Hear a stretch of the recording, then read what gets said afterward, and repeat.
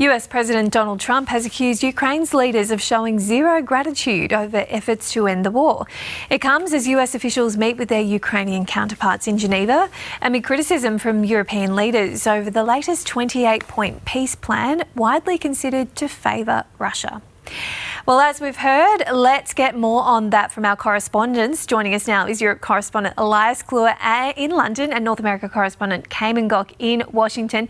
So, Elias, still a lot of disharmony here. Let's start with you. What do we know about what was discussed, some of the key sticking points in Geneva? Good morning to you guys. Well, European leaders believe that this 28-point peace plan, or they're concerned that this 28-point peace plan is merely a Kremlin wish list. And there are 2 points that are particularly contentious. The first is the reduction in size and the mitigation, really, of Ukraine's military. The leaders believe that'll just create broader security issues for the continent.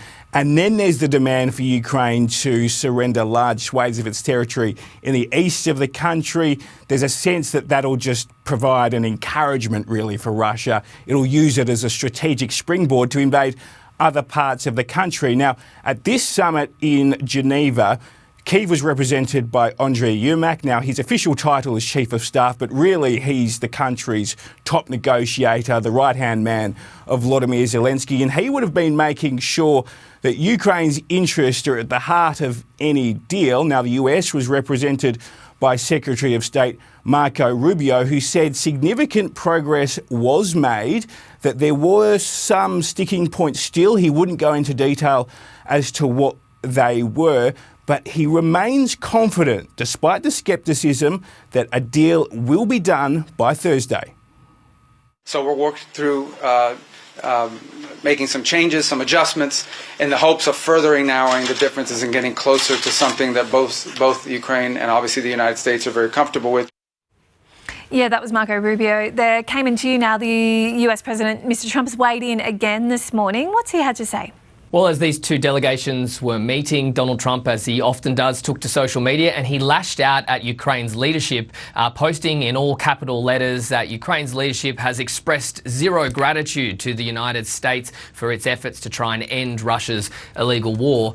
Of course, Volodymyr Zelensky has repeatedly thanked Donald Trump and the United States and has gone to painstaking efforts to make his thanks very public, ever since he was verbally berated by some of the people in the White House in that Oval Office meeting back in February, where he was accused by Vice President J.D. Vance of being ungrateful. Now, after this meeting has concluded, the Secretary of State, Marco Rubio, says he's spoken with the President since, and the President is now quite pleased with the progress that has been made. Marco Rubio said that this is still a living and breathing document, that Ukraine's expected to get back to the United States over the next 24 hours or so on some of those sticking points to provide answers or suggestions. But of course, this still needs to be signed off by President Trump, by President Zelensky, and then, of course, it needs to go to the Russians to get President Putin to agree to this as well. But Marco Rubio expressed great optimism.